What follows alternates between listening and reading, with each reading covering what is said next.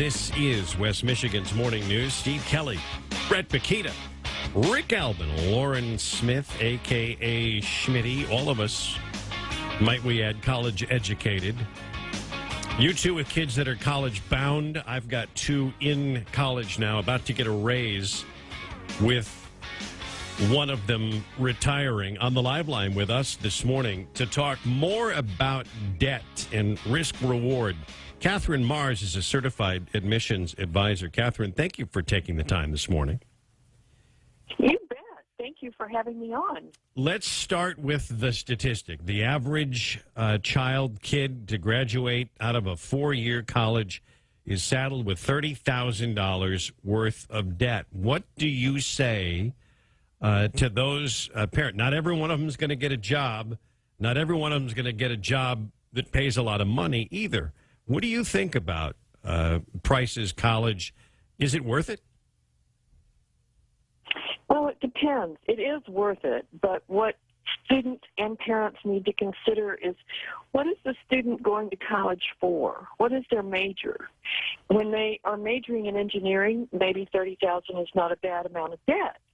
On the other hand, if it's $30,000 of debt from a school that doesn't have a great track record for job placement upon graduation, it doesn't matter what they're majoring in. They really shouldn't go there. Students and parents need to have a frank conversation about how to manage debt.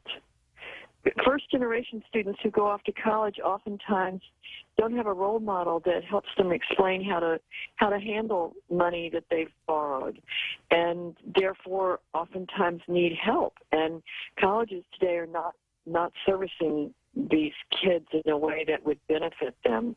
They do come out and often don't even know how much debt they really have or when it's due to be paid off. Well, then the college failed if they didn't teach them basic, bookkeeping skills and the ability to know. I mean, I find that remarkable that you could graduate from college and not understand debt or how you're going to pay it off. But beyond that, do we have any idea how long it takes on average to pay that debt off? Because if it's a federal debt, it can be structured in such a way it can go on for decades. Absolutely. I mean, there are people in their 60s that still owe student debt.